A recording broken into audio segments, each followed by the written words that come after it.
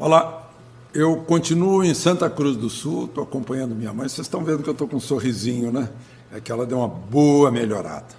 Eu estou com a cabeça mais livre para conversar com vocês sobre o noticiário de hoje, né? Mesmo estando longe, graças às redes sociais a gente acompanha. Então vamos lá. Bom, o que nos prendeu nesse início de noite foi o julgamento dos pedidos de liberação de Lula. Agora tem o seguinte, né? Não importa o resultado, Lula vai continuar prisioneiro do que ele fez, né? Se estiver nessa sala especial da Polícia Federal, ou se estiver no apartamento dele em São Bernardo, vai ficar preso, não tem condições de sair para a rua, né? Essa é que é a verdade, essa é que é, digamos, o veredito dos fatos, dos acontecimentos e do destino. Mas, enfim, agora à noite, quem está saindo para o outro lado do mundo é o presidente do Brasil, vai para a reunião do Grupo dos 20, né, que são os países mais importantes do mundo, no Japão, vai aproveitar para se encontrar com o presidente da China, o Xi Jinping, que depois virá ao Brasil em novembro, na reunião dos BRICS, né? BRICS é Brasil, Rússia, Índia, China e South Africa. Esse S aí é de África do Sul, né? São os chamados emergentes, né? Eu sempre fico em dúvida sobre se o país é realmente um emergente, o Brasil, né? Porque nós somos um país masoquista, vocês estão notando que as pessoas estamos todos no mesmo navio, mas tem gente fazendo buraco no casco para ver se afunda. É uma coisa incrível, né? Por isso que esse país sobe e desce, sobe e desce. Quando está subindo, a gente se sente em pecado, porque está tendo o prazer de subir, né? Então a gente quer sofrer para merecer o paraíso e vai para o fundo de novo, né? Esse é o país masoquista aí. Eu estou contando isso porque eu vi o presidente do Senado fazendo declarações de briga, coisa desnecessária, né? Como brigamos entre nós mesmos, algo desnecessário. Mas vamos à prática. O Conselho Nacional de Energia deu o aval, aprovou, né, está publicado no Diário Oficial já, para a liberação do gás. O Brasil é um país muito rico em gás natural, isso estava no monopólio da Petrobras, e vamos liberar. Liberando, o preço vai cair. Não é só para o bujão de gás em casa, vai ser principalmente para a indústria. E há uma previsão de que a indústria pode ter um crescimento, a indústria que foi tão prejudicada pelo caos da Dilma, né, pode ter um crescimento de 10% ao ano de PIB industrial. A indústria de cimento, por exemplo, 55% dos custos da indústria de cimento é energia, né? A indústria de cerâmica dá 32%. Né? Então, a indústria vai ser bem beneficiada com isso. A indústria de vidro, 25%, eu estava esquecendo de falar. Bom, e a Agência Nacional de Petróleo está recomendando à Petrobras que faça um acordo com o CAD, que é aquele conselho que é contra o monopólio, é pelo livre mercado, para facilitar essa liberação da distribuição do gás, né? O gás é importante para essa nova fase do Brasil depois da reforma da Previdência, que, aliás, deve ser votada na segunda-feira. Segunda-feira que vem vai ser votada o relatório, né, da comissão especial, porque se faz uma comissão especial depois da Comissão de Constituição e Justiça para tirar um relatório daí. E aí vai para o plenário. E a ideia do presidente da Câmara é votar antes que comece o recesso de julho, que é dia 18. Então, antes do dia 18 seria votada, e eu tenho falado aqui, que a primeira votação é sempre a derrubada das muralhas de Jericó.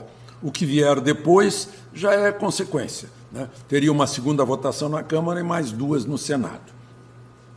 A outra informação que é digna de registro é que o presidente Bolsonaro revogou o decreto das armas, vai fazer um outro especificamente para colecionadores, para caçadores, para esportistas, né, atiradores, e outra para os cidadãos comuns que querem exercer o seu direito natural de defesa, né? A gente não ficar mais à mercê dessa coisa bonitinha, mas ordinária, de tirar as armas das pessoas de bem, né, e deixar os bandidos armados. E os bandidos com a maior tranquilidade, né, ainda por cima, a autoridade recomendando às pessoas que não reajam, né, entregando os cordeiros aos lobos. É uma coisa incrível. O país parece que não gosta de si mesmo, né?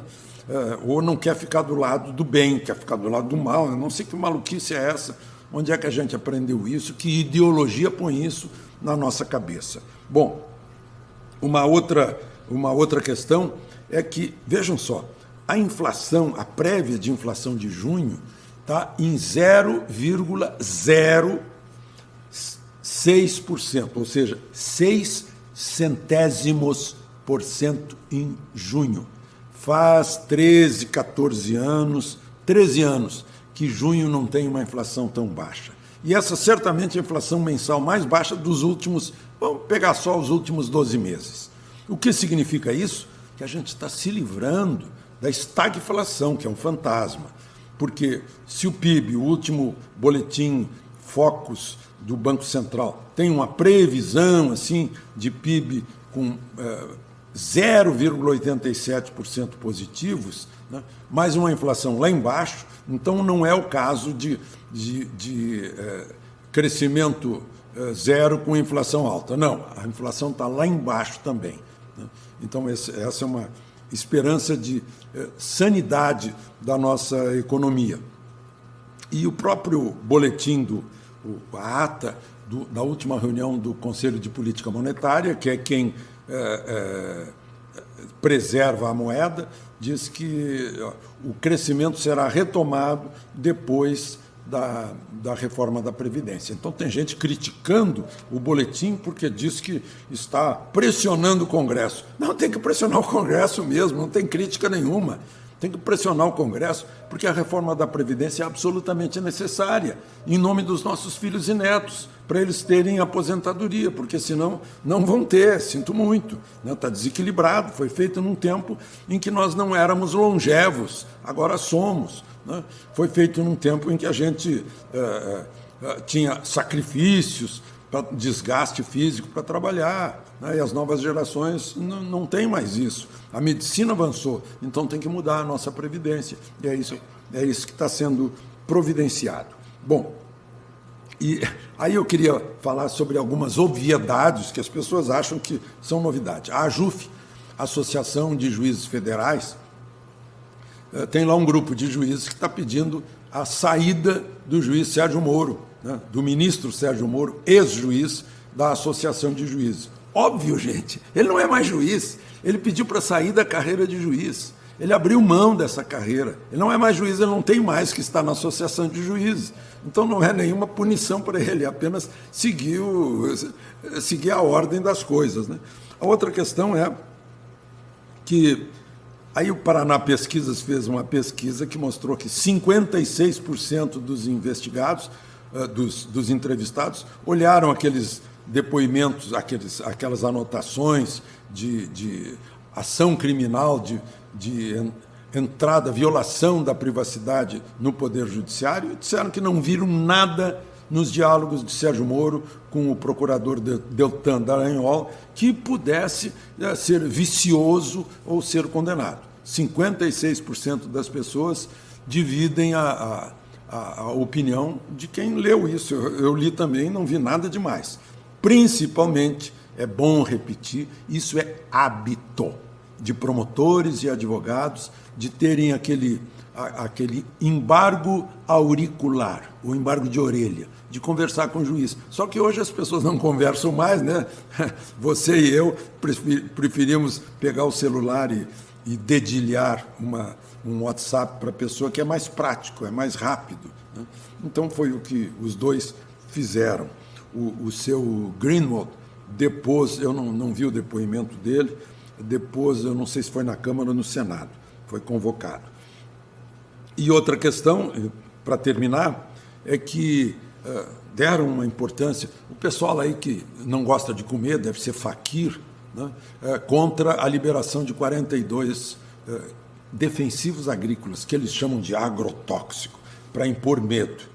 Gente, o Norman Borlaug ganhou o Prêmio Nobel da Paz por ter salvado o mundo da fome, né, com a pregação dos defensivos agrícolas. A gente tem a mesa farta, a gente consegue exportar alimentos para o mundo, né, porque os defensivos nos defendem das pragas na lavoura. Né? E tem gente que gosta de praga na lavoura, de certo não gosta de comer, né, não quer ter a mesa farta, fala mal do agronegócio, né, mas quando a mesa está farta, ele enche a pança, né, mas está enchendo a pança graças ao agronegócio. Essa é que é a verdade. Né? A gente tem que dizer as verdades, porque as pessoas talvez tenham que ser sacudidas, porque o neurônio deve estar assim, meio parado, né? E aí a gente precisa sacudir. De Santa Cruz do Sul, Alexandre Garcia.